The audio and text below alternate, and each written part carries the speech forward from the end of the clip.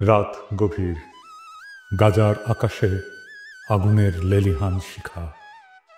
বিস্ফোরণের প্রতিটি শব্দ যেন আকাশকে ফুঁড়ে চিৎকার করে জানিয়ে দিচ্ছে এখানে জীবন আর মৃত্যুর মধ্যে কোনো ব্যবধান নেই।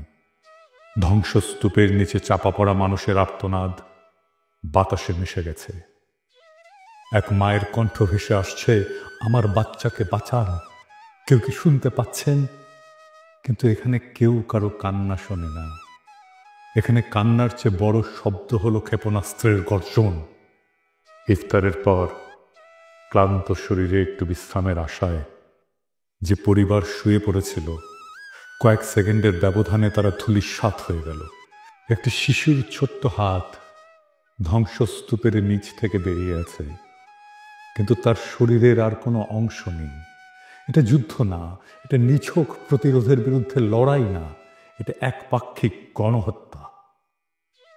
ইসরায়েল এবং হামাসের মধ্যে যুদ্ধবিরতি বলবৎ ছিল।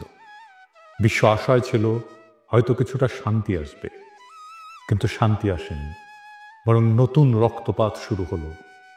18 মার্চ রাতে কসাই নেতানিয়াহুর বাহিনী যুদ্ধবিরতি ভেঙে বেসামরিক মানুষের উপরে ভয়াবহ হামলা চালালো। এক রাতে 400 জনের বেশি মানুষ শহীদ হলো, যাদের মধ্যে অধিকাংশই নারী, শিশু, বৃদ্ধ। যুদ্ধবিরতি নয়, বরং সেখানে আবারও নির্বিচারে বিমান হামলা চালানো হলো। এক ফিলিস্তিনি সাংবাদিক বললেন, আমি ধ্বংসস্তূপের নিচে লাশের সারি দেখেছি। কিছু লাশ এতটাই ছিন্ন ভিন্ন যে চেনার উপায় নেই। একটা শিশুর কেবল মাথাটুকু খুঁজে পাওয়া গেছে। এটি কি কোনো সভ্যতার পরিচয় বহন করে? গাজার শিশুরা কোথায় যাবে? সমস্ত শিশুর স্বপ্ন এখানে এক ধ্বংসস্তূপ। একটা শিশু নাম আমাল, তার পুরো পরিবার গতরাতে একসাথে ইফতার করেছিল। সে খুব খুশি ছিল, কারণ তার বাবা বলেছিল, যুদ্ধ শেষ হলে তোমার পছন্দের খেলনাটা এনে দেব। সেই রাতেই এক বোমা এসে তাদের ঘরটাকে মাটির সাথে মিশিয়ে দিল। আমাল বেঁচে আছে, কিন্তু তার বাবা মা নেই। তার ছোট ভাইটি তার হাত ধরে শুয়েছিল, কিন্তু এখন সে নিথর। গাজার প্রতিটি শিশুই এখন এতিম। তারা আর বাবা মায়ের গল্প শুনবে না, তারা আর স্কুলে যাবে না, তারা আর খেলতে পারবে না। তাদের জীবন এখন একটাই, জীবন থেকে পালাও। এই বর্বরতা কি প্যারিসে ঘটলে বিশ্ব চুপ থাকতো? আর যদি লন্ডন, নিউ ইয়র্ক বা প্যারিস, বার্লিনে এমন একটা হামলা হতো, তাহলে কি বিশ্ব এতটাই নিশ্চুপ থাকতো? যদি প্যারিসের শিশুদের উপরে বোমা ফেলা হতো, তাহলে কি জাতিসংঘ শুধু নিন্দা প্রকাশ করত?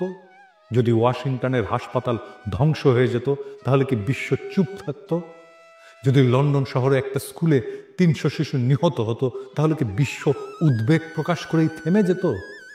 না, তখনই বিশ্ব মানবতা জেগে উঠত, তখনই জাতিসংঘ চিৎকার শুরু করত। কিন্তু যেহেতু এই হত্যাযজ্ঞ গাজায় হচ্ছে, তাই বিশ্বের বিবেক ঘুমিয়ে আছে। কিন্তু এই নীরবতা কি চিরকাল থাকবে? একজন বাবা তার মৃত সন্তানের নিথর দেহের পাশে বসে আছে।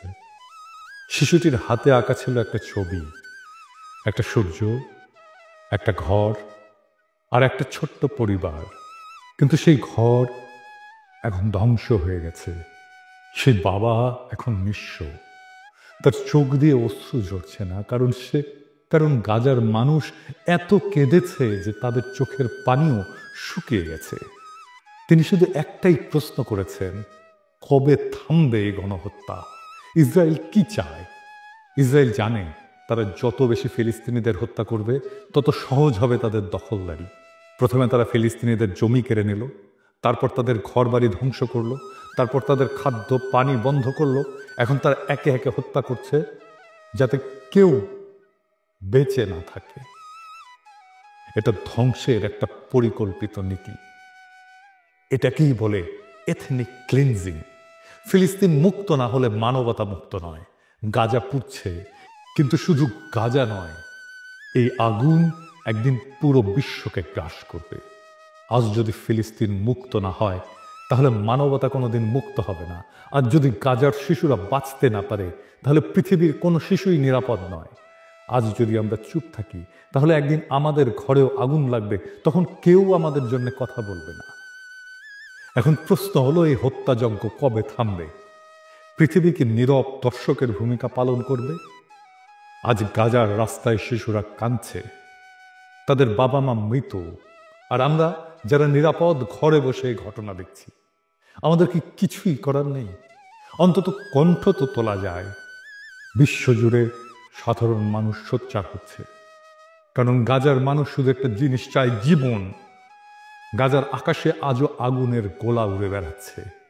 বাচ্চারা যখন মায়ের কোল জড়িয়ে ধরে কাঁদছে, তখন ইসরায়েলের যুদ্ধ বিমান তাদের ঘরগুলো একের পর এক মাটিতে মিশিয়ে দিচ্ছে। এই নৃশংসতা কেবল গাজার বিরুদ্ধে নয়, একটা মানবতার বিরুদ্ধে নৃশংসতা, এটা মানবতার বিরুদ্ধে এক নির্মম অপরাধ।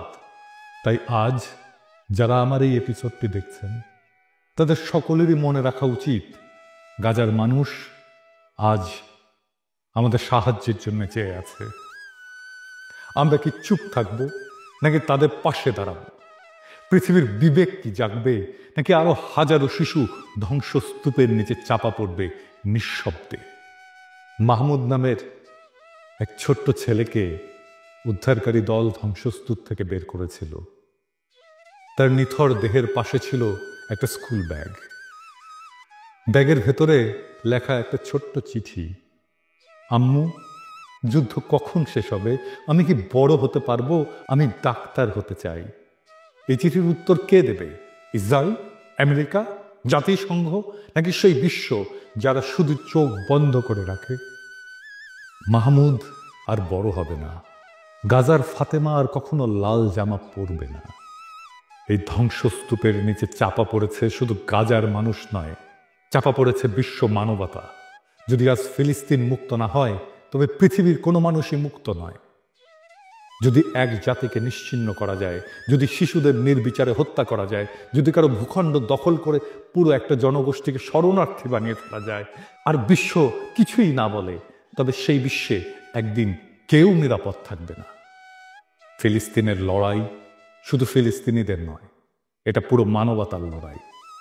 কিন্তু একদিন সেই ধ্বংসস্তূপের নিচ থেকে যেদিন নতুন ফিলিস্তিন জন্ম নেবে, যেদিন প্রতিটি শহীদ শিশুর নাম স্মরণ করা হবে, যেদিন মানবতা আবার মাথা তুলে দাঁড়াবে, সেদিন আমরা গলা উঁচিয়ে বলবো, ফিলিস্তিন মুক্ত হয়েছে। আর সেদিনই মানবতা মুক্ত হবে। ফিলিস্তিনের স্বাধীনতা ছাড়া আমাদের স্বাধীনতা অর্থহীন। একদিন ঠিক ফিলিস্তিন মুক্ত হবে। একদিন সূর্যের স্বপ্নের শান্তির ভোর আসবে।